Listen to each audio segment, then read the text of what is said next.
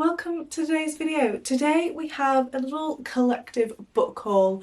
Book hauls are one of my favourite things ever, honestly. And I feel like over the past month I've accumulated quite a few books. Majority of these I've bought myself over the past month or so because I literally can't walk into a bookshop without buying a book. I can't do it. I literally... sue me. I can't do it. I'm only human, okay?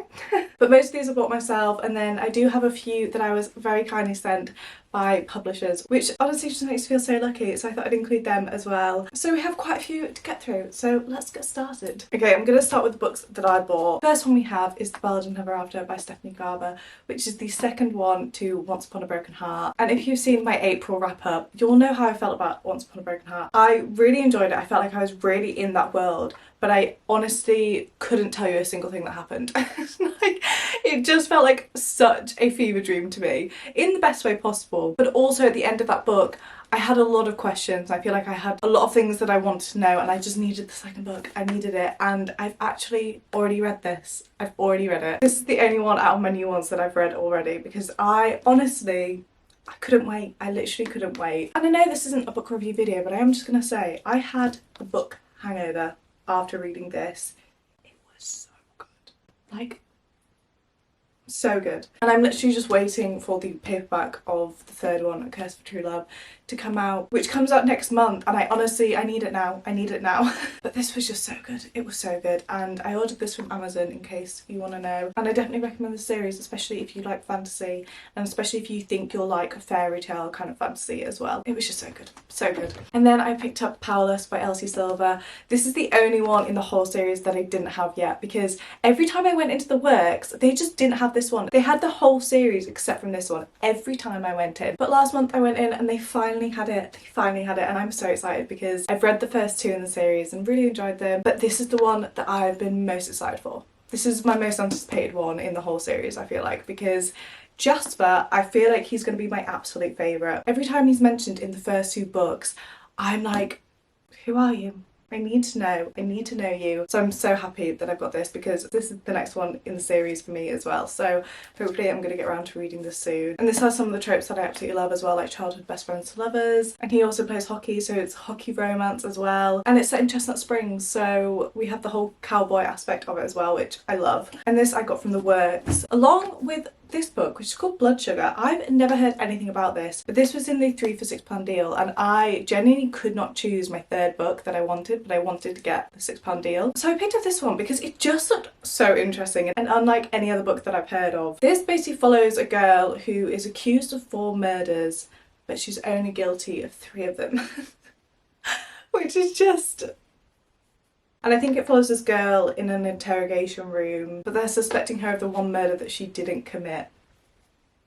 I don't know what this is going to be like, but I'm intrigued, and it looks like a really different read to anything else. So I'm here for it. I'm here for it. We'll see how that is. And then also from the works, I got The Inheritance Games by Jennifer Lynn Barnes. This is the first one in a series, and this whole series I have just been eyeing up. Every time I go in, I'm like, that series just really intrigues me. I want to know more about it. And I'm currently in the middle of The Natural series, which is also written by Jennifer Lynn Barnes.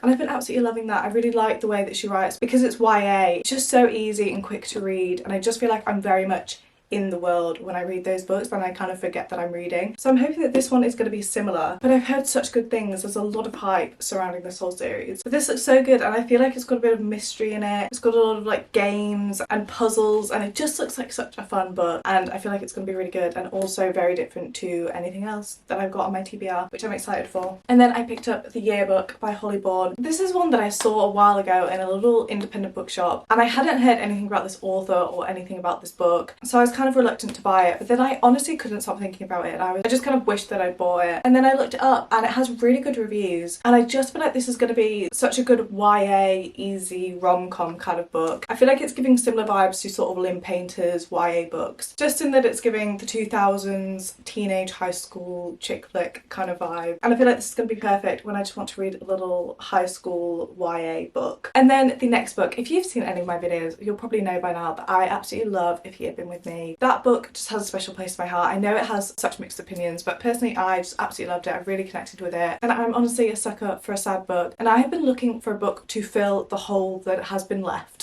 For the longest time I've been looking for a book that gives me a similar feeling, and I just cannot find one. I cannot find one. But the next book I have heard is kind of not similar but gives you the same kind of feelings, and that's You've Reached Sam. This is a little ditty book. It's actually a lot smaller than I thought it was going to be, and I don't know what this is going to be like, but it says the must-read TikTok sensation, so it must have been very popular on TikTok at some point. From the back I know that he actually dies, and I think it follows her kind of journey trying to get over him.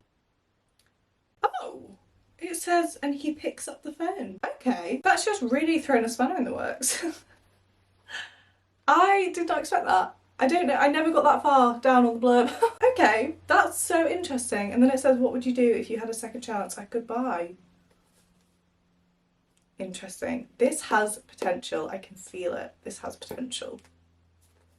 So we've got that one for when I'm in the mood for a sad book. And then earlier on I mentioned The Naturals, and I bought the next one in the series, which is All In, and this is by Jennifer Lynn Barnes again, and this is the third one in the series. I think there's 4 altogether, so I'm halfway through and I cannot wait to read this. I'm so excited. I read the first one at the start of the year, and then I read the second one last month, and honestly I forgot how much I loved being in that world, so I've moved this up to my priority TBR because I'm so excited to read the third one. They're just such easy reads, and they're honestly like watching an episode of Criminal Minds, but make Criminal Minds YA.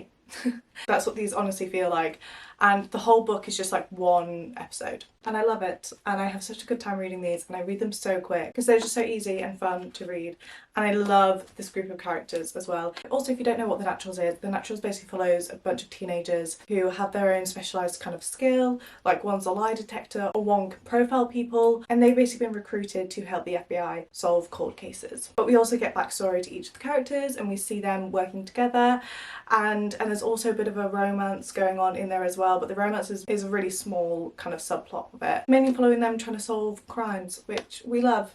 We love. The next one is The List. Now I've been wanting to read this since it was out in hardback, and I was just waiting for it to come out in paperback because the hardback was chunky. It was chunky. But I just thought the whole concept of this book was so interesting and really just made me want to read it. First of all, I really like this cover. I don't know why, this just pleases me.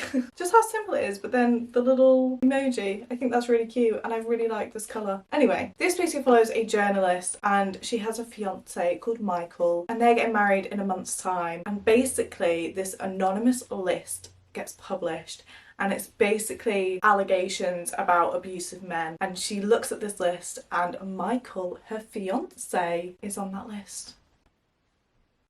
That whole concept, I'm like, what do you even do? What would you even do? What would you even do in that situation?